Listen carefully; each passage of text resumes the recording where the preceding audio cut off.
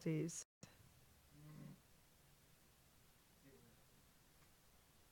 I don't see it. Are we off, Gino? We don't see it. Let's see what happens here. There it is. Hi, guys. Okay, we're going to be starting now. Thank you. All right. Okay. All right.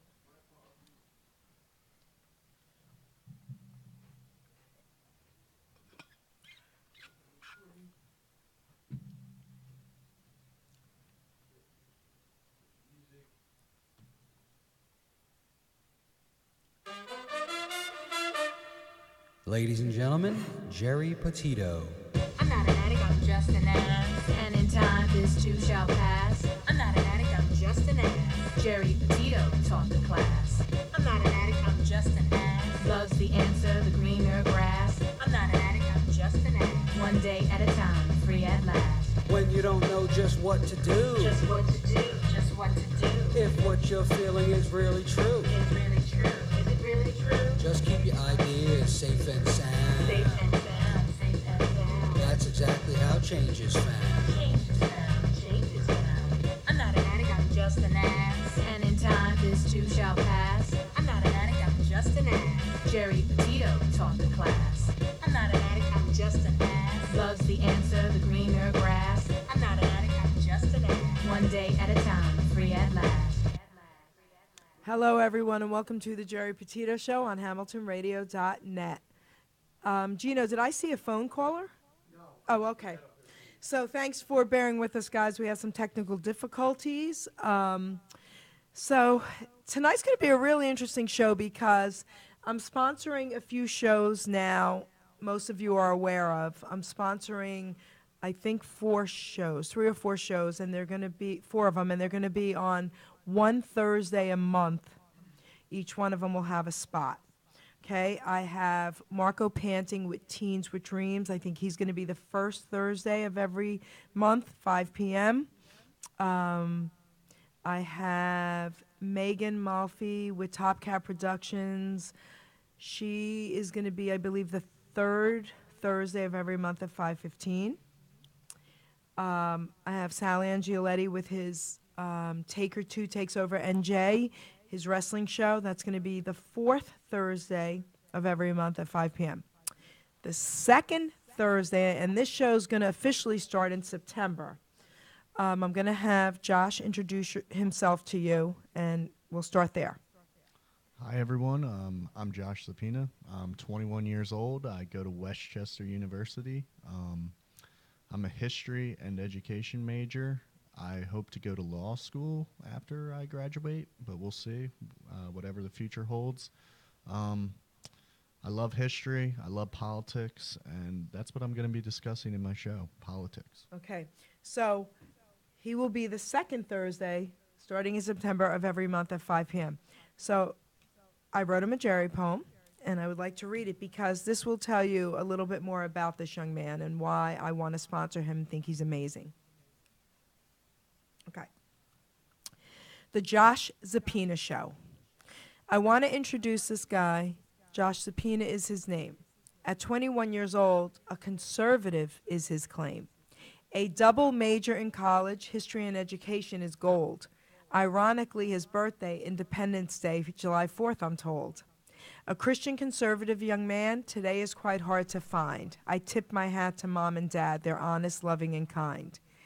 That's where you get your heart, compassionate and filled with love. Standing up for others is something you don't fall short of. Phi Gam is your fraternity, but Fiji's you go by.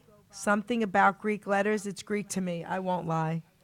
I hear you are a neat freak, especially with your clothes. Your hangers got a match, color-coded and in rows. Your poor mom got the extras, all hangers that don't match. At least when you get married with your neatness, quite a catch. We do have stuff in common, a favorite food that we share. You love chips and hummus. As a vegan, me too, I swear. I hear you love the Eagles and Rutgers football too. My grandson loves the Eagles, his uncoached Rutgers, it's true. He even went to the Super Bowl and got to see them win. Imagine being there for that, holding back tears of joy within. One more thing we both do love, playing poker anytime. I met you through your dad, a poker friend of mine. Your parents were my guests, so I got to meet your mom. I'd be shocked if she's Italian. Your mom is way too calm. Now let's talk about your show and how this all got started. The crisis in our country has left you brokenhearted. Remembering 9/11, what a horrible day that was, but it brought the world together, bringing hope to such a cause. You were 4 or 5 years old, but I'm sure you know the story. Humanity showed up that day, prayed to God to show his glory. But too soon forgotten, and our horrible ways went back. Working together has been lost, but always ready to attack.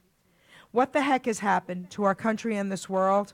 Our hopes and dreams are tainted. Our morals have been hurled. A singer will be calling in. Scott Gager is his name. He wrote the song so proudly. Red and blue is his claim to fame. He wrote this song and sang it at the Capitol in D.C., and our other friend was speaking. His name is Stevie D. Red, white, and blue is who we are, not just red or just blue, my friend. Red, white, and blue should make us proud. Working together should be the trend. Enough is enough movement. Right? Oh, it's behind there, guys. Let's work together, people, like we did many years ago. I'm sorry. Enough is enough movement is a movement we all should know. Let's work together, people, like we did many years ago. Rich Bryn is my friend who simply wants to say enough is enough movement in hopes of peace one day. My hope for you, young man, one day you meet these guys, these true patriots of our country. They're godly men and wise. I'm so proud to know you and sponsoring your show. If more young people were like you, our future wouldn't worry me so. So keep on doing what you do best, being a role model for all of the rest. Culture of politics, impacting youth and values is what they should teach all kids in our schools. The Josh Subpoena Show will take the world by storm. A young Christian conservative is simply not the norm. I know you know this, but I gotta say, God's got your back as you walk in truth each day. When that final day arrives, your last breath you take in faith, God himself will greet you and he will open up his gate. This is for you, my love. That's beautiful. Thank you so much. It's for you. Yeah, I love that. And I meant every word of it. Oh, I know you did. I love you too. So this is really going to be a really great new show that's going to be coming to Hamilton Radio, because his values and his views, I think, have been lost by most of the young people today. Yes? I think we don't see him as much out in the open, at least. Okay. Yeah. So I'm going to give you the floor for right now. We're going to get our caller at 5:30. He's going to call and sing the song that he wrote. He's a very good friend of mine. He's an amazing man. And he wrote this song, and he sang it at the Capitol. It was beautiful. So he's going to be calling in at 5:30. So I want you to talk to everybody out there, Josh, and let them know what they're in for with your show. All right. Well, what you're in for with my show is, there's a lot of talk. You'll watch cable news, Fox, CNN, and they talk about the policy and everything. But what I want to get to in my show is the culture of it all. Andrew Breitbart once said that politics is downstream of culture, and he couldn't be more right. Is everything going on good there? I think the volume is on this. Maybe that's the problem.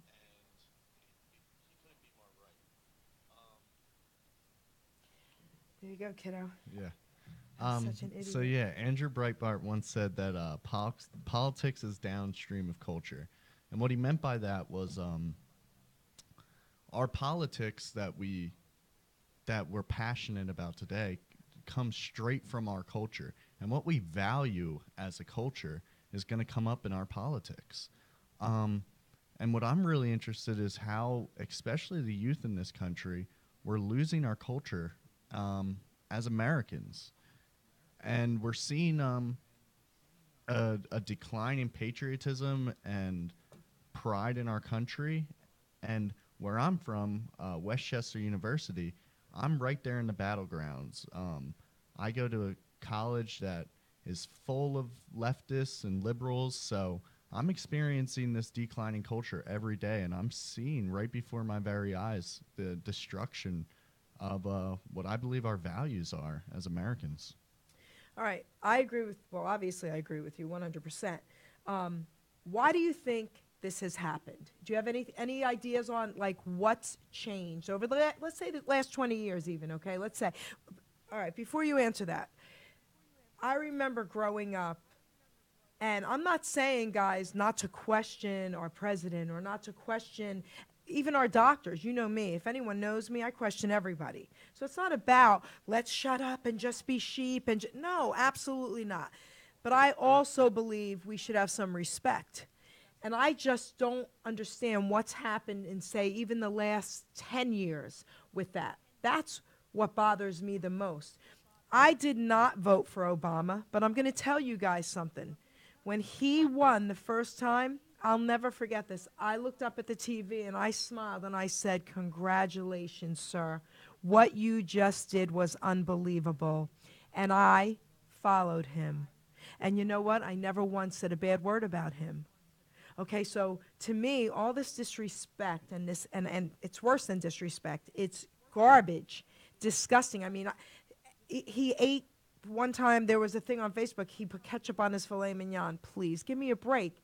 No matter what he does, what he says, what do you think's changed? How do you think this has happened? Yeah, that's a really interesting question.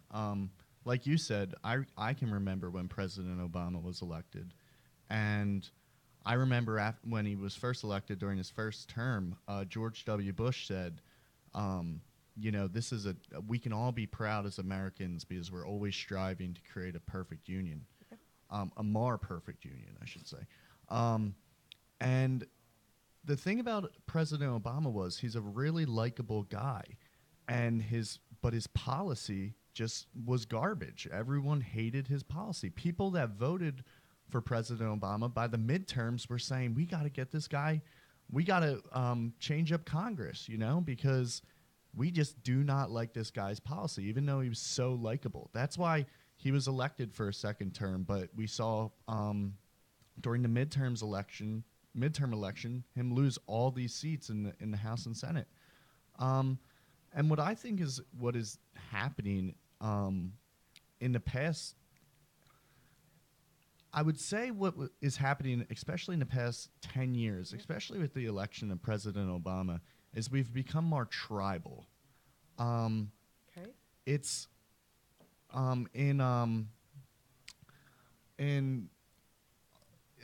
in Western culture, we tend to not vote for someone because they're the same race or the same religion as us.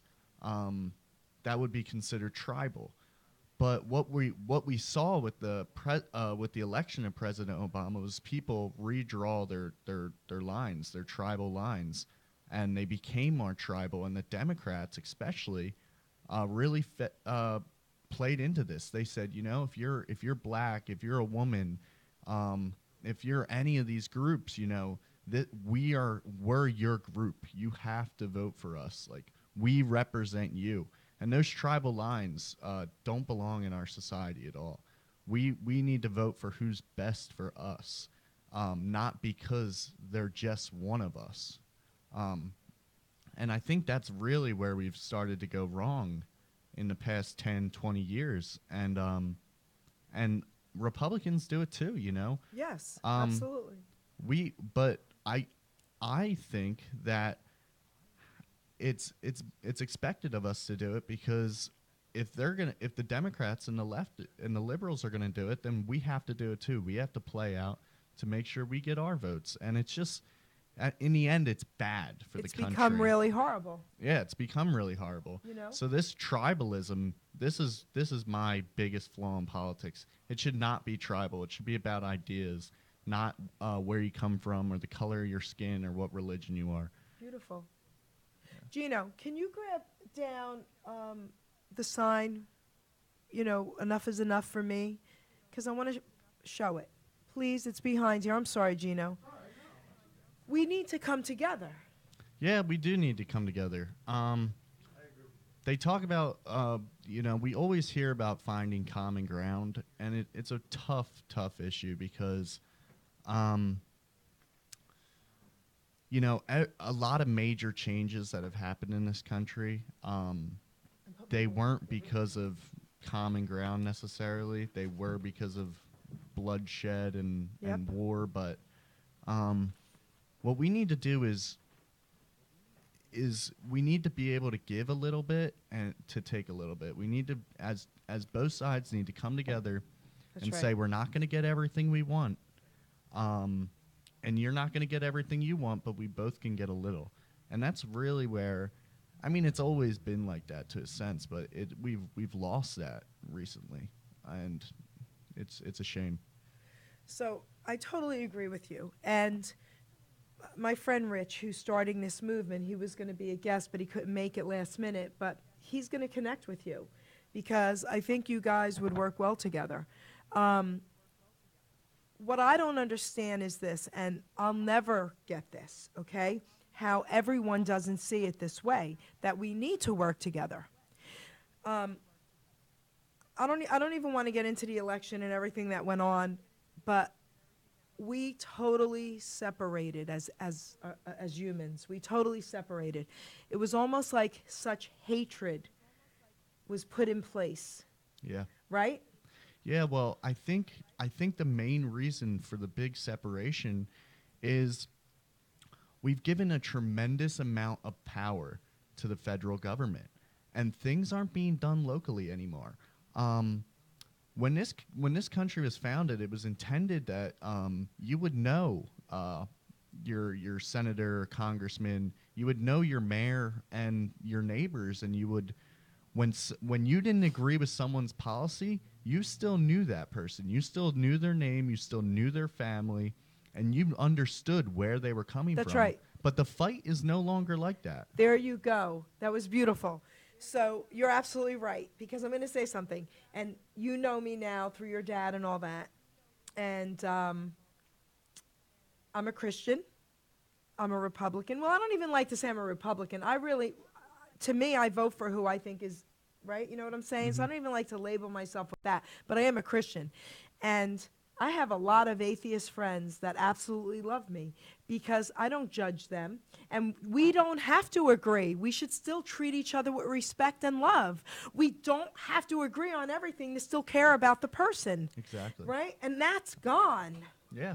And that's why I'm a conservative, because I want to limit the power of the federal government. I want to give states and more local governments more power, and that way when you are against or for a policy, you know directly who it's affecting.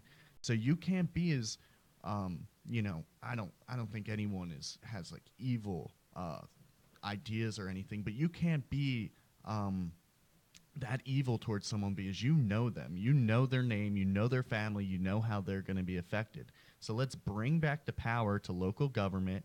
And that way we know who the opposition is, and we know how it's going to affect them. We'll be a lot more compassionate with people if we knew them. And this Facebook and the fight, we don't have faces to fight anymore. It's just an idea, and it's a lot easier to be negative towards an idea than it is an actual human being. Wow, that was so well put.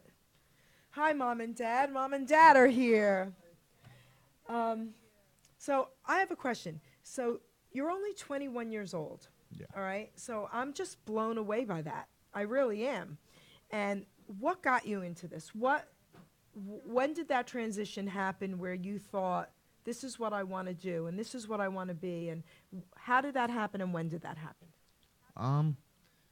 I've always been really interested in politics. I can remember sitting in my parents' bedroom watching John McCain lose to President Obama. I can remember being very upset when Romney lost. I wasn't as political, but I can remember the election between John Kerry and George W. Bush, and my mom and I talked about that a lot. My mom's my inspiration. She's always has a comment about the news if it's on, and she's a history buff herself, so we can we bounce ideas off each other all the time. But when Donald Trump decided to run for election for the presidency, I really got into politics. He took the country by storm, and I jumped on the train right away. Sure did. I couldn't get off. I love Twitter. I don't really tweet just nonsense. I use it as a news tool, so I'm constantly being updated. I read tons of articles. Some days I don't read any articles. Some days I'll read 30, and I listen to many podcasts. And I also get my ideas from all over the place. I'm not afraid to read a New York Times article or something off of CNN.com. You know, I want to hear every side of the story, and I want to know. I want the facts. So, I really want to talk about what's happening with your show, but before we do that, the two things that have happened, guys, and I'm sorry, but to me, this is just amazing, and it's history in the making. I mean, we just witnessed two amazing things here with President Trump. Would you like to share those two things? Are we talking about like his current policy Absolutely. with North Korea? Absolutely. So yeah, President Trump is facilitating the denuclearization of North Korea, and we'll see how that plays out. That's right. I like to hold off on the applause. That's right. I don't want this to be another Iran deal. And that really worries me because we got totally ripped off by Iran, and the world did. We're in a more dangerous world because of the Iran deal. And I'm worried that now the North Koreans, about a week before they said that they're going to stop testing nuclear bombs at their test facility, it actually collapsed. Not the whole thing, about half of it. So that makes me suspicious. You know, they didn't really give up anything to get to the negotiation table because it collapsed, their test site. And what South Korea has right now is what they call sunshine government. And a sunshine government, it wants to bring peace to the Korean Peninsula. And it's a very easy on the North Koreans. Very much different than other administrations in South Korea. And I'm worried that when if there is some sort of deal met, that one, the North Koreans will not actually abide by these rules, and it's a money grab, and they'll just keep on going with testing nuclear weapons or ballistic missiles. And I'm worried that they're going to say, you know, the U.S. troops don't need to be here anymore. And I'm a Trump supporter, but I don't support everything he says. Beautiful. So he's said before, and I don't know, Trump says things, and he doesn't do all the things he says, but he said he'd be willing to pull troops from these places like South Korea. So I'm worried that 2 years from now, if the troops leave, that we're going to see North Koreans storming over the border and get involved in some serious war effort. And so I'm not going to applaud President Trump for anything right now. We'll have to see it out. But right now, I'm impressed with what he's doing. I think he needs to get a lot more credit for at least bringing these two to the negotiation That's right. table. But I don't think we should give him the Nobel Peace Prize just yet. Okay. You know, he's not President Obama. He needs to actually do something before he gets the Nobel Peace Prize. Okay. So now where did this kid come from? Okay. So, all right. I'm very, very impressed with what you just said, everything you just said. And I'm going to tell you why I'm even more impressed now, because you're not the kind of person that says, oh, because I'm a Trump supporter, I agree with everything. Because I don't either. And that's honesty, and I think that makes you such a good person. Yeah. What We have a habit as of recently to make our presidents out to be some god or messiah, and they're not God. Yep. And you should not worship your president. You should hold his feet to the fire, just like you would anyone else. So now let's talk about the veterans, what he's done and trying to do for the veterans. So are you talking about what are you talking about exactly? Healthcare. Oh man, there's so much to talk about There with is so much. healthcare. There is so much. Know what I would really want to talk about though? Yes. Let's talk about Kanye West. Do it. All right. So this is what I think, because I like to talk about culture, not necessarily policy. Okay. Policy is really important, but the culture gets Okay. me excited even more. So Kanye West has gone on a Twitter rant for the past week about conservative ideas. There's a woman called Candace Owens. She's a black conservative woman. She used to be a liberal, but she's since changed her ways. She works with a company, an organization called Turning Point USA. It's founded by Charlie Kirk, who's a young conservative like myself. He founded on a college campus. And Kanye West comes out and he tweets, I love the way Candace Owens thinks, and this blew the minds of the media and everyone on the left and right, because this is unheard of. You know, a black man, Kanye West, the same guy that says George W. Bush doesn't care about black people, is now saying he loves this woman and her conservative thoughts, and he's come out as a Trump supporter. He's shown off his MAGA hat with it signed by Donald Trump, and this is blowing the minds of everyone around. And you know, you have late night people, late night hosts saying Kanye's lost his mind, and then you have Kim Kardashian saying don't you know, just throw the term mentally ill out. So we're seeing a culture shift, and it's huge. So I bet that's just blowing your mind, right? It is. And now, I'm not saying that Kanye West should be some conservative thought leader. I don't think we should worship him or anything. No. Kanye West has said a lot of stupid stuff in the past, like George W. Bush doesn't care about black people. That would be one thing. Or he's a black Jesus. That would be something that's pretty stupid. But we need to give credit to Kanye for doing something pretty cool, and that he came out and he said, I don't really care what you think. I don't care if you think I'm crazy.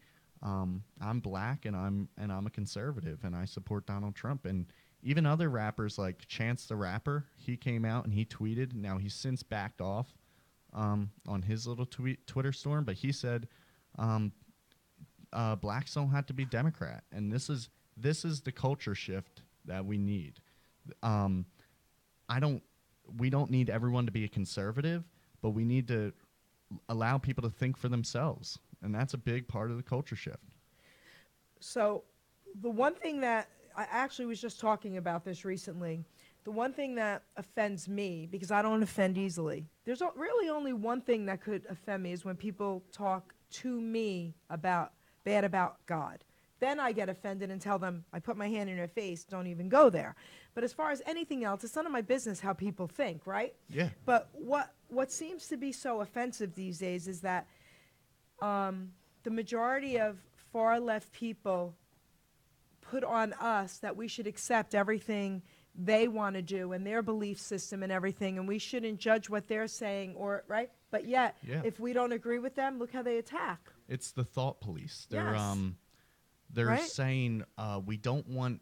Now, this isn't a term I came up with, but they want diversity, but they don't want diversity of thought. There you go. So it's really they're and Kanye West talks about this a lot. They're the thought police. They want to shut down our ideas, and that to me in the culture says they're losing. Because anytime you don't want someone to be able to speak, I'm on a college campus. When a conservative comes and talks on a college campus, the protester, there's hundreds of them out there, and they don't even want the guy or woman to speak.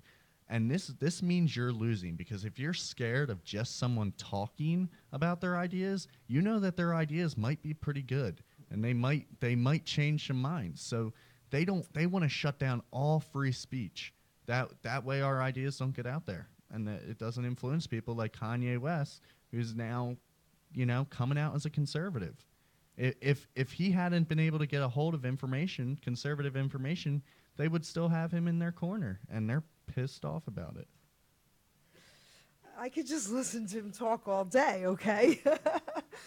We're going to have a phone caller about 5:30ish, so he'll be calling soon.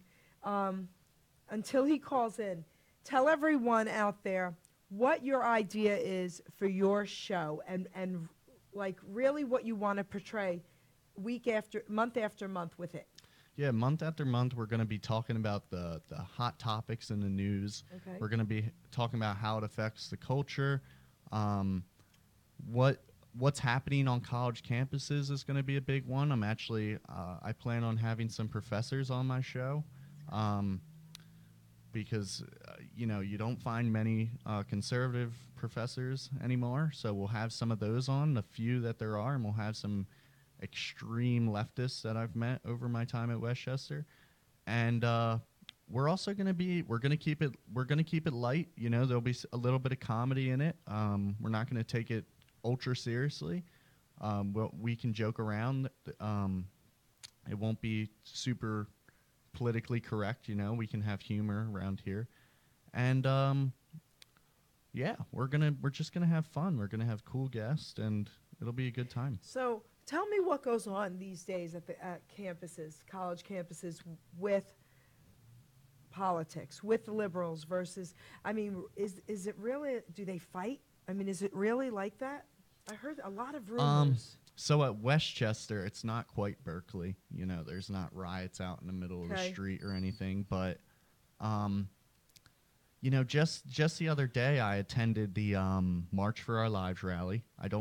I support, not having dead children in schools, but I don't support taking away the Second Amendment. But I showed up. I showed up to the rally because you have to know what the other side is saying if you want to be able to critique them or criticize them.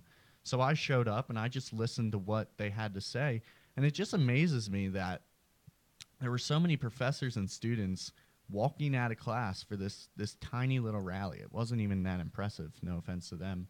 And I just kept thinking, like, what are we promoting?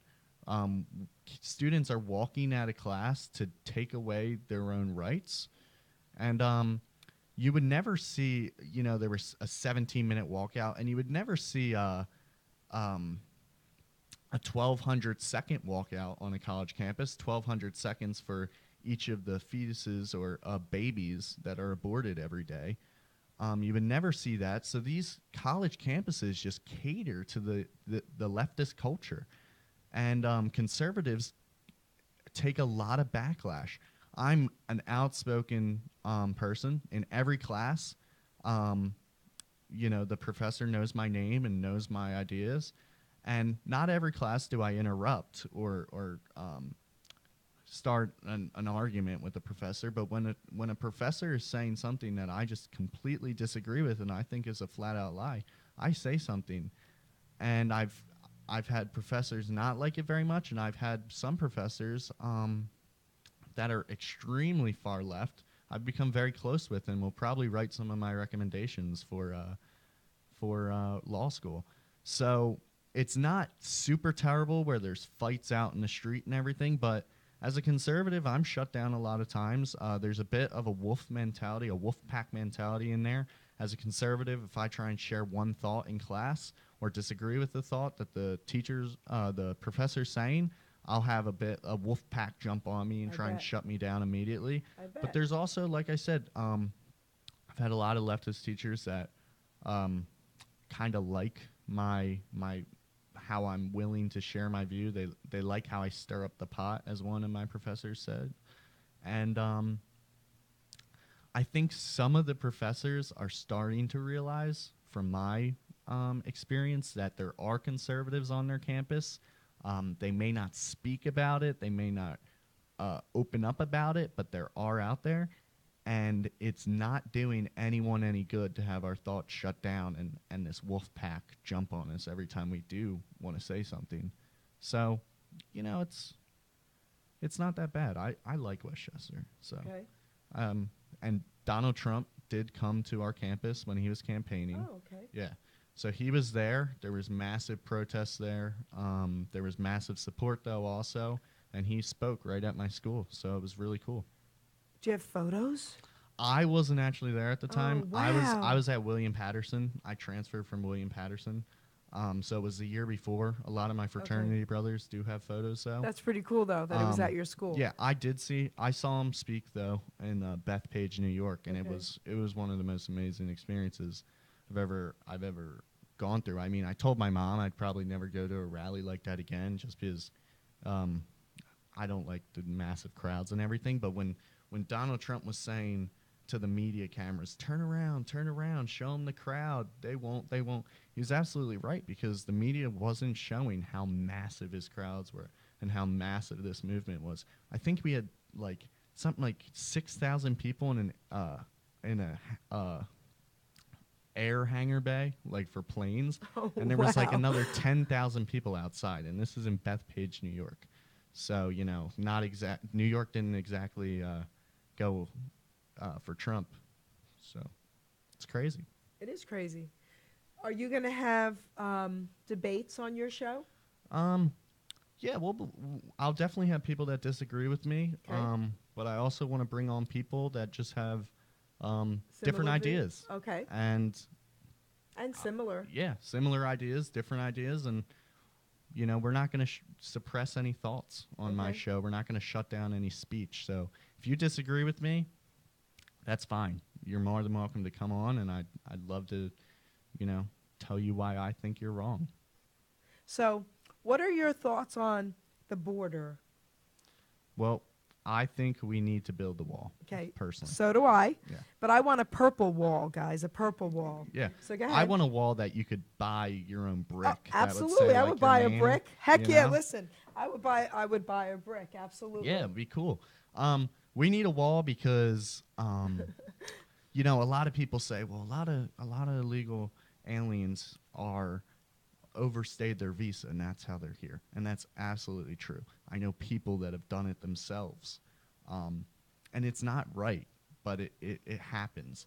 But we also need to recognize that right now there's about 600, they call them asylum seekers, but they're really... Hold your thoughts for 1 second. I'm sorry. Scott, 5 minutes, call us. I thought I told you 5:30. I guess it was a quarter of. In 5 minutes, call us. Thank you. So they're right now on the border. There is a caravan, they call it, of people looking for asylum, political asylum. And this is a U.S. company, U.S. organization that set up this whole caravan, even though it has a Spanish name. It's right out of Los Angeles County. And whether we want to believe it or not, a lot of people come over the border illegally. And That's right. Not only do we need a wall, but we need better policy too, because right now our policy is catch and release. So if you're caught sneaking over the border, instead of, you know, everyone thinks like 2 hours and you're deported back or something. It's absolutely not true. We say this is when you need to show up to court and appear in front of a judge, and we trust you that you're going to show up. So these people just never show up to court, and they're off scot-free, and they're in our country. And a lot of people do it that way. And there's real problems with this because, one, when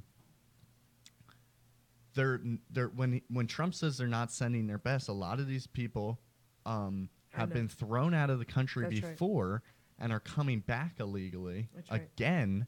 And also there are drugs coming over. That's right. Most of the heroin that comes over our southern border.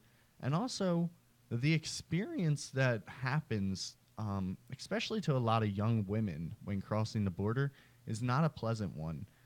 A lot of women are mistreated and raped by coyotes when crossing the border. So we need to end this whole business of crossing the border illegally, because it's not helping anyone. I'm glad you said what you just said, because I have been actually targeted and said, how dare you call yourself a Christian and yet you want this wall built? What this young man just said is exactly why I, as a Christian, want this wall built. Okay, my father came over here. My dad is gone now. He died, and he was in his 80s when he passed away last year. My dad came over here at 13 years old, legally. My dad worked hard his entire life, never went to jail, never had anything, right? He didn't rape any women. Nothing went on. So my father said, he may have been born in Italy, but he's an American first. I'll never forget that about my dad and the respect and honor that he had for this country. So I would be one of the first to take a bullet for any of these illegal alien children. If God forbid, I would get in front of one of them. It's not about that, people. It's about what he just said. Yeah. I mean, we want people to come over here legally. We will help anyone. It's not that we don't want to help people or say you don't have a right to be happy. I would be the first one to say, let's bring a whole family over here if they're being mistreated over there, and we can help them, and I would sponsor them if I had the money. Yeah. So it's not about that. And you're right, what goes on at that border with these women is horrendous. It's absolutely awful. So we want to fix all of this. We are, everyone always says we're a nation of immigrants. We're a nation of immigrants. And I 100% agree with you. We're a nation of legal immigrants. Yes. It's not fair that people are jumping ahead in line when there are hundreds of thousands of people waiting in line to come over here the right way. I know, I heard a story of a man from Saudi Arabia. He was here. He was going to college here. He had all the correct paperwork and everything. His country sent him over on a scholarship, Saudi Arabia. And while he was here, he became a bit westernized. And he started saying, oh, there might be something wrong with my culture over in Saudi Arabia. And the government of Saudi Arabia actually took away his scholarship because and his grades weren't suffering. He actually went to his friends that were on the same scholarship, and they said, he was like, it doesn't make any sense that my scholarship would be pulled. But the Saudi Arabian government realized that he was kind of changing his thought process a little bit, becoming more Western. So they ordered him to come back to Saudi Arabia immediately. And he knew if he had went back to Saudi Arabia, he would be murdered. He would have his head chopped off. He didn't go. So he took the legal steps to get asylum here. Beautiful. And right now, he has asylum here. He has temporary asylum here until his case is further reviewed. And he's not even working because he doesn't, it's taking a little bit longer than he expected, but he doesn't have his working papers yet to work legally in this country. And he says, I'm scraping by. Luckily, I found a Christian that's renting me out, not even renting me, just letting me stay in a trailer. He says, I'm not working. I'm living, to the bare minimum, but I don't want to risk anything that would mess up my chances to stay here. Beautiful. And that's the stories that I love to hear. People doing it the right way. We are a melting pot, absolutely. Yes. But we can't just let anyone in this country. A country is not a country without borders. As much as people would like to think we can just have an open border world, it's not. Countries have never worked that way, and they will never work that way. Towns have borders, counties have borders, states have borders. That's how this works. That's what makes us a country. I've traveled all over the world, everywhere. I even went to Russia when it was communist. I've been traveling my whole life. I've followed every single rule that I was told before I entered any of these countries. I took my shoes off in their mosques. I mean, I did whatever, because guess what? If I am in their country, I will respect their laws. Exactly. You have to. I had machine guns pointed at me in China and in Russia. Okay? To me, I came back like this was so cool. It's a cool story, right? Yeah. But guess what? They didn't kill me because I said okay. Yeah. I mean, right? if you cross the U.S.-Mexico border right now and try and live in Mexico, they will deport you. Okay. They will not let you live but there. That's okay. That's but okay because we're trying to do it the right way. Exactly. Scott, if you're listening, darling, you can call in. Wow, I can listen to you talk all day. Yeah, my professors would just wish I'd shut up in class because I do these same things. Yeah, but that's a good trait. I'll turn around in the classroom after a professor says something, and I'll say, don't listen to her, guys. She's lying. This is not how it is. And I've gotten some respect from that, though. Hello? Yep. Hello? Hello. Hi, Scott. How are you? Just fine.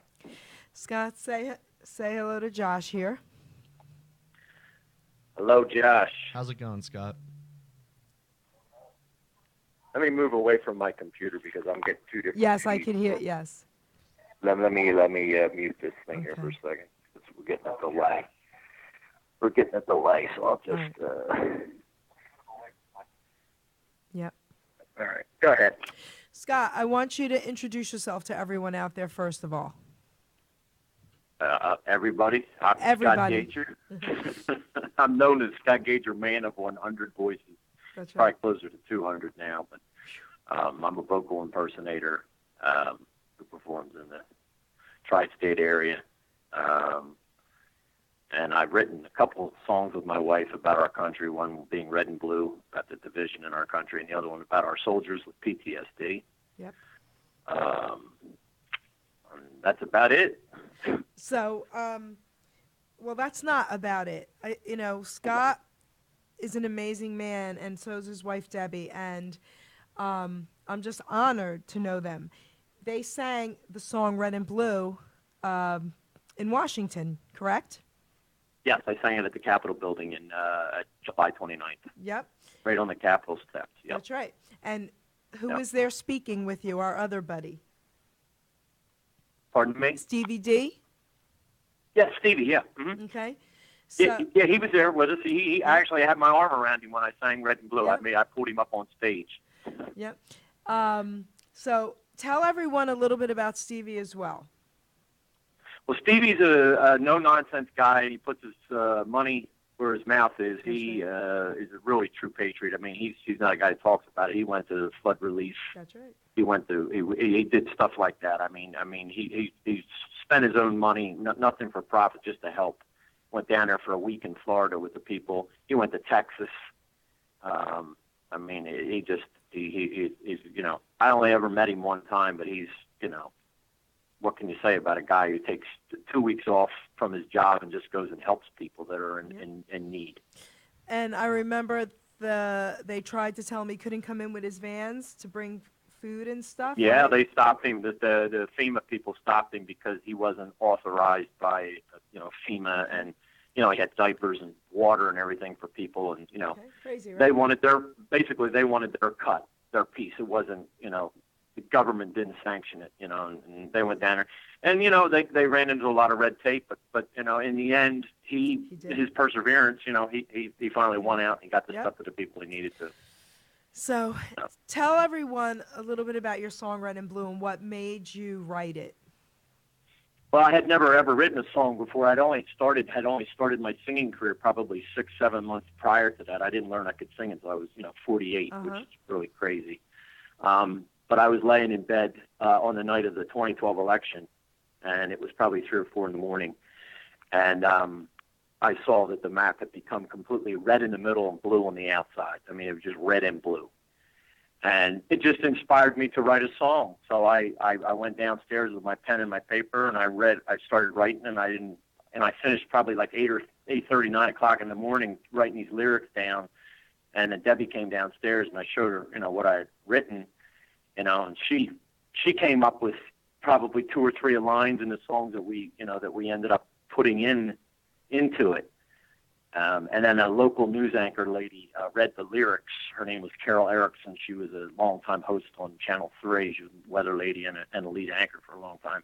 She read the lyrics and put me in contact with a gentleman by the name of Paul Presto, who is my producer and my manager now. So cool. And he wrote the music to it. So are you ready? Pardon me? Are you ready to play it for us? Well, the easiest thing to do, I sent an IM to Gene. Oh, Gene, did you get sent it to him on his Facebook page, an IM, which is a really good version of me singing it live. It was just on my front steps. And I sent it to him on Facebook on an IM. He could just pull it up. Okay. Oh, he's got it. Okay. Yeah. I didn't even know that. Yep. All right. You want to? Yep. We'll play it now. Stay on, Yeah. Scott. Red and Blue. Now's the time to listen to this song. We were once identified as a country as red, white, and blue. Then it went to red and blue. Let's get it back to the red, white, and blue. It's time to unite and make this country one again. The Rally for America is a patriotic movement. It's about Americans coming together, waving the flag that so many have died for. The Rally for America is about being silent no more. Go to the website, therallyforamerica.com. There will also be some really great speakers there. Jan Morgan, Chris Cox, Terry Sharp, the Walking Marine, and many, many more. So grab your flags and join us on July 29th.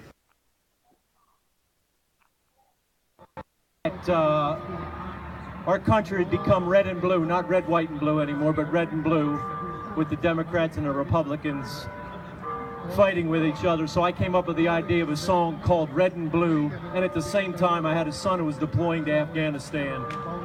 And about a week before he deployed, we finished the song, and we sent it to him over there, and he got to listen to it over Facebook.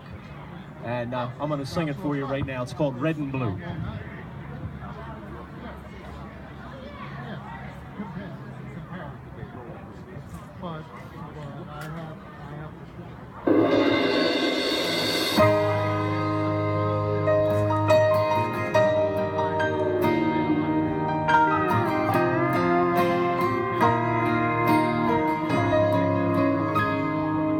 I remember as a young boy sitting in the class, out all hell's afraid, 'cause that's how we started all day. Saluted that flag, that red, white, and blue, put hands on our chests, 'cause we knew this country was best. Now there's just red and blue. This country, it's divided, red and blue. When do we stand united, red and blue? It's tearing this old country in two.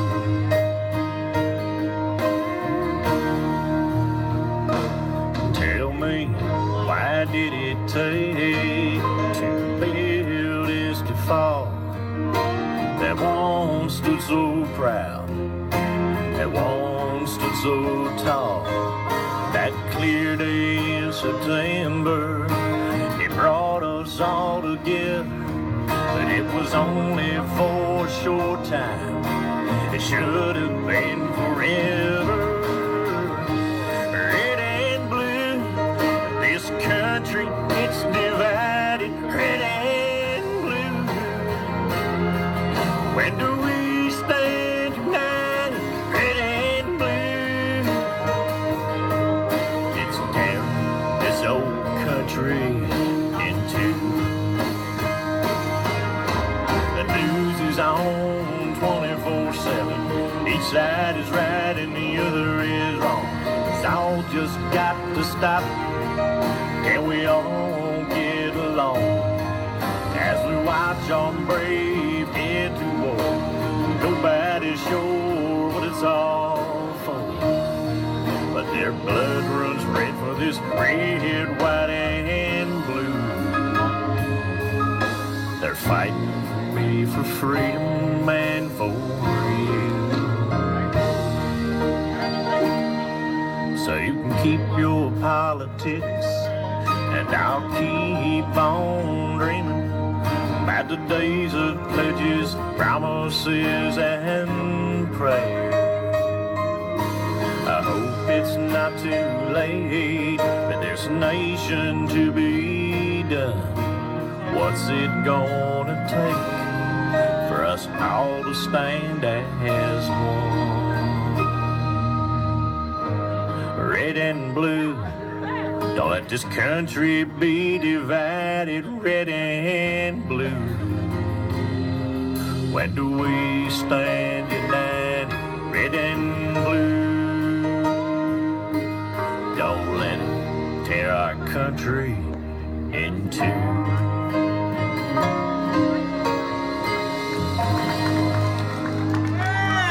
Amazing, amazing, Scott. I never get enough of that song. Yeah, that was awesome. Never get enough of that. So how are you? How am I? Yes. I'm good. I'm so happy to hear that. Yeah, I'm good. My fan page is almost has 24,000 people on it since August. So How cool is that? yeah, Yeah, it's good. It just keeps growing every day, and and I got a lot of gigs that are booked. I'm going to be in West Virginia. I just got booked at West Virginia. Some gigantic, the world's largest family reunion. Wow. Yeah, so that's in August. I'll be in Maryland this weekend. So I'm expanding all over the place. So it's good. So tell Debbie I love her and share this on your pages. And I want you to friend Josh. Oh, you're not on Facebook. I keep forgetting that. He's not on Facebook. All right, but you can look for Scott maybe on Twitter. Yeah, if he's on Twitter. You're on Twitter, right? Obviously. Debbie has all that Debbie, stuff. all right, I don't we'll do work anything that but out. I just run the Facebook Yeah, me thing. too. We'll work that out because I would love. That's the only thing I run is the Facebook thing. That keeps me busy enough. Because one day we'll set it up in the future where maybe you'll be a guest and Stevie D will call in for his show. He would love meeting him. Yeah, he's a pretty neat guy. So, he really is. You want to say anything to I love the song, man. It was really awesome. I love the sound of it and everything. So keep up the good work, Doing good work. Listen to you'd like to, I know you're all about the, the United States and the Patriots. Listen to the other song that I wrote to it, which is really a true story about our vets. I had a vet living up with us.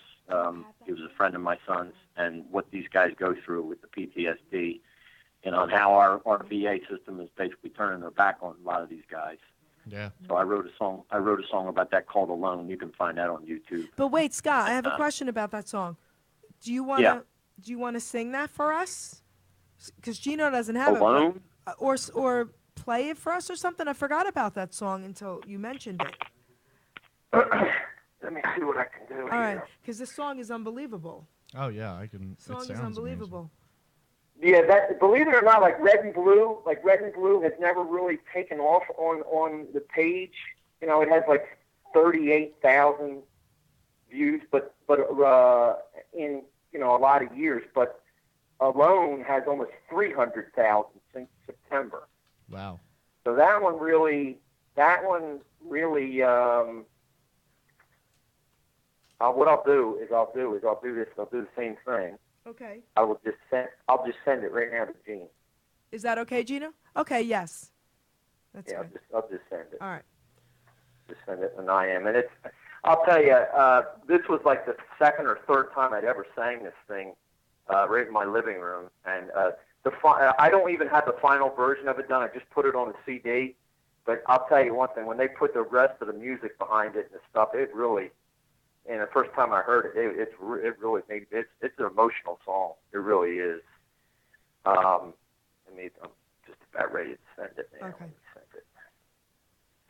It's amazing what you can do with computers today, isn't it? Oh yeah.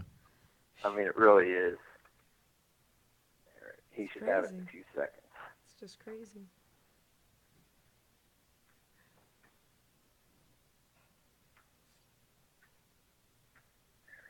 It's being sent right now, so you should get it. Okay. So I'm going to tell everyone how I met Scott and his wife because it's a cute, funny story. So I had a poker league for years, and we had a game at Amarone's at the time when it was opened up. And Scott and Debbie, to us, were the country singers. Okay? So I'm at Parks Casino one night, and a friend of mine works with the horses behind, right? And I don't even know how it came up, but he ended up telling me about a horse dentist, and he says the name, and it was Scott. And I said, Scott Gager's a singer, and I went, yeah, that's him. He was a horse dentist. Yeah. So I said, well, I got to mess with him, right? And I didn't really even know him very well. We had our game in the back, and they would sing every Thursday. So this particular Thursday, I go out there, and he gets done with his song, and I go, excuse me, and we didn't know each other very well. I said, I have a horse who has a toothache. Do you know anyone that? And he goes, oh, real seriously? He goes, well, I'm a horse dentist. I start laughing. I'm like, really? Like, imagine, he didn't even realize that I was like joking with him. So I said, come on, let me slap you. I said, why would I come up to a stranger and say that if I didn't know you were a horse dentist? So we became friends. Here's the funniest part about him. Him and his wife, who sing amazing, They're not even singers, and they hate country music. So I said, so listen. So I learned all this stuff about them. He was doing voice impersonations, and your wife, someone came up to you and said you could sing, right? Isn't that the story? No, it happened on 2011, New Year's Eve. My wife got me up in front of people to do an impersonation of James Taylor. And I'd never sang in front of anybody before. And what happened was, with about like 4 words out of my mouth, everybody's cell phone came out and started filming me. And it wasn't for a month later that somebody posted it, and I heard it. And, you know, until you really hear yourself back, you don't really know. And when I heard it back, I was like, my God, I do sound like James Taylor. And then I realized I could really imitate anybody's voice, you know, through the training that I self-taught. You know, so then he. But you're the person that got me to do Elvis. That's right, baby. That's right. And now I just I don't know if you saw what happened last week. I got tagged by about 50 Elvis impersonators on my Facebook fan page, and they're all following me now. They said I don't look like Elvis, but they never heard anybody sound like that before. And the funny thing about this is, and then he grabbed his wife and said, I could teach you too, and now she's an incredible singer. And they sound like she can't sing here, but she can't sing now. No, but I know her voice. I know what happened, but the thing is, then they even sing country music, but they don't like it. It's really crazy. All right, are we ready for a song? All right, here it goes.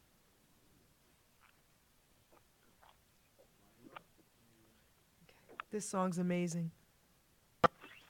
Hi, this is Scott Gager, and I want to thank you all for supporting me and sharing my videos for the last few years.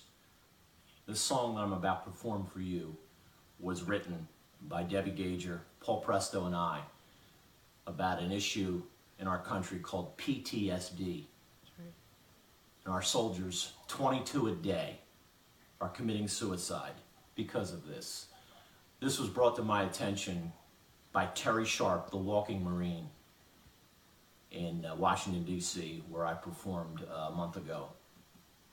A Facebook friend of mine by the name of Scott Hughes reached out to me asking me to write a song about PTSD, and I got the idea to write this song called Alone. And we have some issues with this in our own family, as our son was a combat vet, and his friend, who he brought home with him, was suffering from this. And we watched him come out of the darkness, and he's doing great today. And this song is all about him.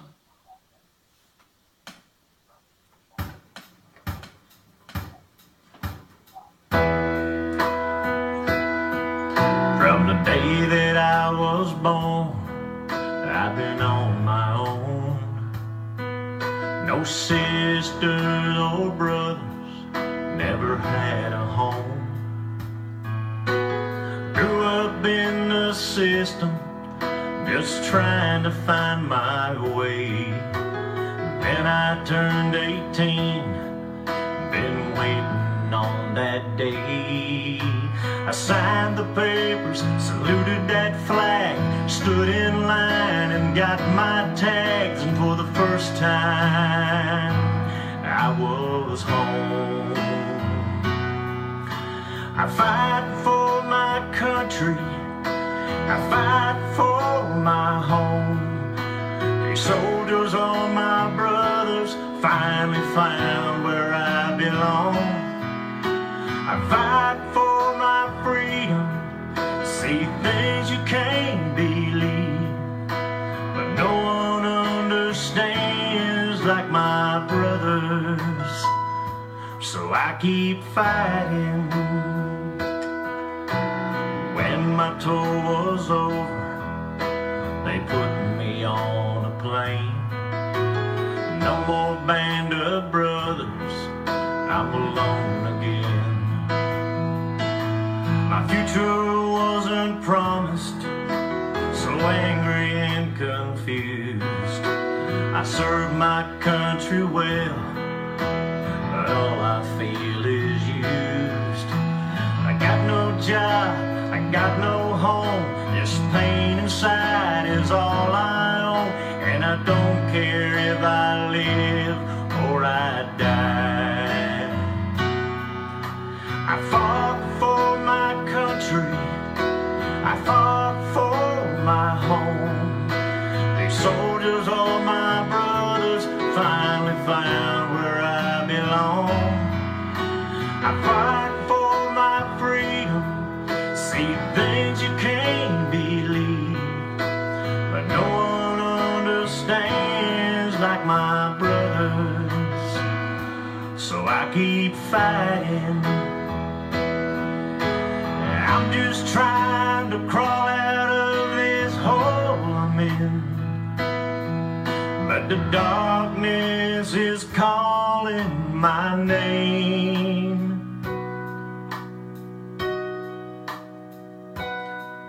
One day I got the call, said, soldier, where you been? Back in the system, alone again. Said, brother, you just hang on, 'cause we're on our way. Surrounded by family, I had the strength to say, I fight for our country, I fight for my home.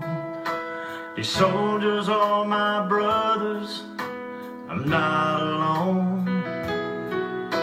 We fight for our freedoms, and what you all should see is no one understands like my brothers, so we keep fighting.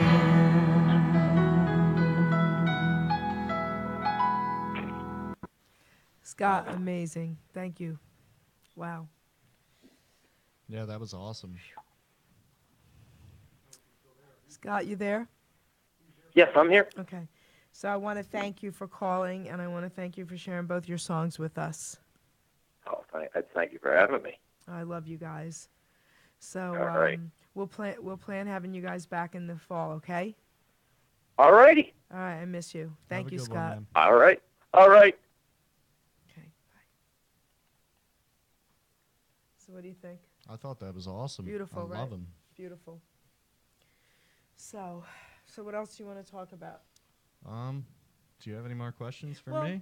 I have a lot of questions. I mean, I have questions. I just want to pick your brain. Yeah, go for it. You know, okay. So it's just so odd to me, someone your age that thinks the way you do. So did you have, other than your mom, because I know your mom's a big impact on you, did you have any other family members or friends or relatives that impacted the way you think? Well, my grandfather, he's a very big conservative, and he actually serves in local government in Hamil, New Jersey. Okay. And I've always been able to bounce ideas off of him, and he's definitely challenged me and shown me new ideas about conservatism and everything. I also come from a family that has a pretty good amount of men that served in the military and women. So I saw and experienced what they'd seen and gone through in overseas and everything, and talked to them about their experience. But in this poem, you actually mention 9/11, and I remember 9/11. I remember it, you know, and I remember watching on the news the towers go down, and I remember going in the basement of my elementary school, and I remember the drills that they had for weeks afterwards in case something like this or something worse ever happened again. And that really affected me because for one, I saw how great this country could be when it's united and together. And second, I saw the dangers that this country faces, and that although I know we're the greatest country in the world, not everyone agrees with us, and we have enemies. And that really affected my life. And I noticed that the Democrats had a weak stance on, in my opinion, a weak stance on terrorism and extremism. And I didn't like that because I'd witnessed what had gone on 9/11 as a very young child, and that always kind of bothered me. because I know they experienced what I saw too. And I think that's why there is a bit of a conservative movement in my generation, although it's not talked about or heard of that much. Is people my age, we were really young, but we remember how terrifying that day was. We might not have understood it exactly, but I remember how terrified my parents were at the time, and I remember how terrified my teachers were. I can remember the atmosphere, and that kind of, always made me lean to the right a little bit, because I thought they had a tougher stance on this, on extremism, and I didn't want to see or experience or have any of my children or future generations experience what happened on 9/11. So I'll tell you a story about 9/11. So my friends came from Australia a couple years ago, and we went. Of course, I took them there, to see it. And there is a tiny little, oh my goodness, museum, duh, Yeah. a tiny little museum that a lot of people don't even know about. And we went, and it was downtown and up on a floor in this small building, right? Something amazing happened that day. Normally they have people that work, and it's just in one room. Actually, the room was about as big as the studio, okay? And they have artifacts that were there right? The guy that was there, he never works there. He opened it. He started. He was one of the original photographers, one of the few they allowed to take photos and take stuff out of there. He was only there because the worker called in sick, and he couldn't get anyone else to cover. So I got photos with him, and it was just an amazing experience. And he shared something with me, and he said, when he was allowed to be part of it, and he went down into the holes, and he remembers saying, I could die right now being where I'm at, trying to grab some stuff out of here. And he took some photos of things and took pieces of things. And he said, Jer, he said, that's something that will never leave my mind for a few reasons. And one of the reasons was this, what has happened to us.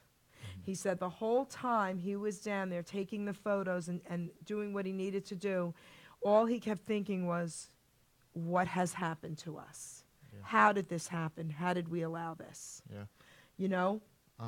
It was one thing that as a young child, we know about war. We're not naive to it, That's even right. though I was only 4 or 5 years old. That's right. But the war wasn't supposed to be like that in my mind as a young child, and of course I didn't articulate my thoughts as well as I do now, but there were just normal people dying. There were civilians dying, and that to me was, when you kill innocent civilians that were just going to work. They didn't sign up to carry a gun and go fight in a foreign country. No. They were innocent civilians, and they were slaughtered, and that just affected me. That just changed, my whole outlook on the world. And I remember invading Iraq, the invasion of Iraq in 2001 and the resurgence in 2003. And all this just kind of played into shaping me as a person and my national identity and how I identify with this country and how proud I am of it, that we can be a powerful force to be reckoned with for the good of the world. So let's talk about the silent majority, okay? Because it's huge. Obviously, it's huge. Oh, yeah. It's huge. It's huge. It's a majority. It's a majority.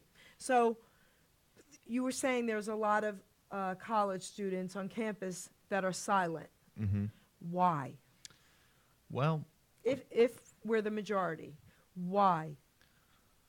Because there's a small, the minority, they shut you down and they don't let you have your thoughts, or they let you have your thoughts, but you can't talk about them. People are seeing, there are people a person was fired from Google for sharing their thoughts about why you may see more men in tech than women. we see how celebrities are shut down if they have conservative thoughts. And a lot of students are saying, look, I know what I believe, but I also know my professor most likely doesn't believe it. So I'm gonna slip through the cracks. I'm gonna go unnoticed. I'm gonna write papers that I don't necessarily believe in, and that way I can't be blacklisted for a job or any future I may want to have. So it's really people. It's a minority of people that are fear mongering.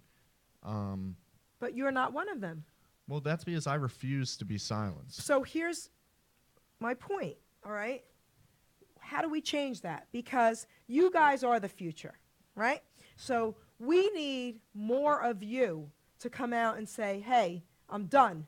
I'm not going to be silent. I'm not going to take this crap, and I am going to have a say. Because once that happens, we're back. Yeah. So how can we change this? How can we get them to be more like you? That's a really good question. I think it just starts with wow, that's actually a really good question. Because I don't shut up. I don't shut up. I say what I want to say regardless of the consequences. So how can we get them to be like you? I think once more people like myself and Kanye West type figures, like I'm no Kanye West, but when more people like us speak up and have conservative ideas, and people see that, oh, they may be bashed, or people may be totally horrified with the things they're saying, even though they're not radical at all. I think once people see that there's not as many consequences as the left and the media make it out to be, then I think more people are going to be willing to speak up. But the thing is that the beautiful part about our country is you don't need to necessarily speak up. That's why we're the silent majority, because we're silent, yet we go into the voting booth where no one knows who we're going to vote for or what our ideas are, and we can express our opinion without saying a word. And that's why we're so powerful, and that's why we have Trump as president, is because everyone at the exit polls, who did you vote for? A lot of people lied or said none of your business, and those are the Trump supporters, because everyone gets a single vote, no matter what your opinion is, and that's where the silent majority really speaks up, is in the voting booth. All righty then. So we're going to be coming to the close of the show, guys. We've got about 10 more minutes, so we're not done yet. But I just want to thank everybody out there who has been listening, and I'm asking you as a favor to me, a personal favor to me, if you like my shows, okay, and you're a supporter of Hamilton Radio, please share this one. Share this show everywhere, guys. I'm asking you to do that as a favor to me, because I see this young man's show, the Josh Subpoena Show, that's what we're going to be calling it, correct? Okay, as being probably one of the top 3 in the next year of Hamilton Radio. So I'm asking everybody to please share this show right now for me. And I want to thank everybody out there who does do that for me, and I will know, and I want to thank you in advance, okay? I want to give a shout-out to Rich Brin, okay, because he's a friend of mine through poker. Rich, do you know Rich? All right, you're gonna get to meet him. He plays at the FFF and all that. So, and this is his. All right, so he was on the show. He was with Scott, actually, and his movement is called Enough is Enough. And it's an amazing movement, and he wants to bring the country together, okay? He's sick and tired of us being divided. I'm going to hook you up with him as well. We talked about that, because I would love to see him hanging out with you on your shows at times, you know?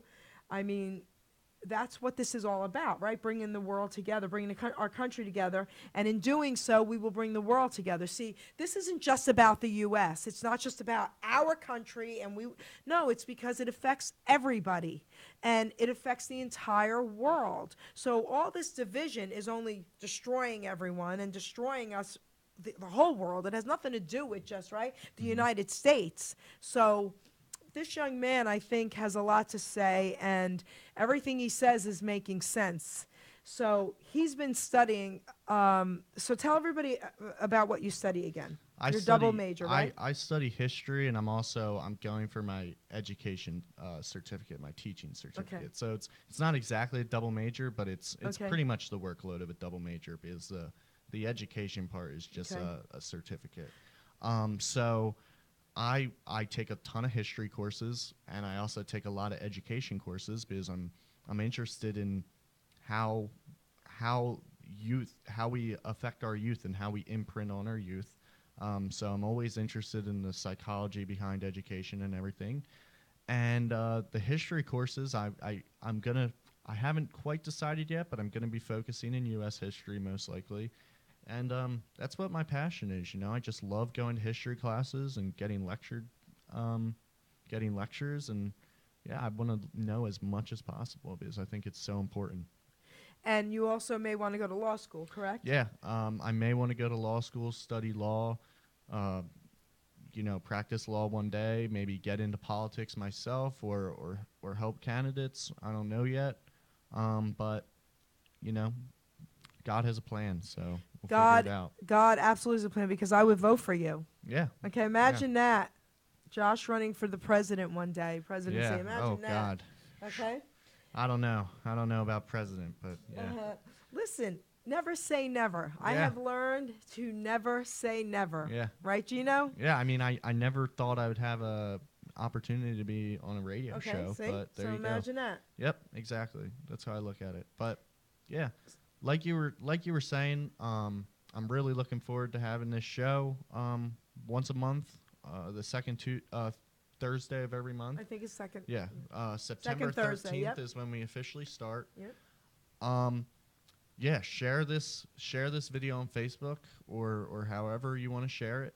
Share it everywhere. Get the news out, because the more support I have, the cooler things that eventually we can do. I want to along with other sharing the news and everything, I want to review some books that I think are really good.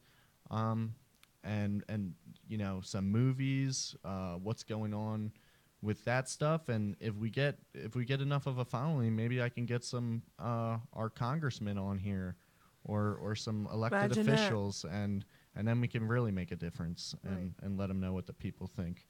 So yeah, share this video. Well, all right. So I guess that's it for tonight, guys.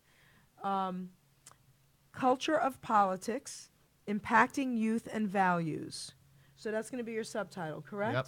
So that's really what your show is going to be about. Mm-hmm. Okay. Before we close, I do want to ask you something else about youth and values. Okay. Mm-hmm. Let's touch base on that. We have about 5 minutes. Give me your, I don't want to say your opinion on youth and values, what's happening. More than your opinion, like, what do you see? You're around these youths so much. I mean, you're in college. What do you really see that's happening with their values today? We've separated ourselves from the values we should have and have had in the past, and it frightens me. Why do you think they separated themselves? Well, I think a lot of the values that I see out the door are about decency and respecting your own body. And I see a lot of young women and young men. They have no respect for themselves. They're just they're degrading themselves the way they carry themselves, and I think that has a lot to do with the movements we're seeing in this country, like the feminist movement and everything. It's destroying I agree. our individuality and our respect for ourselves. And I think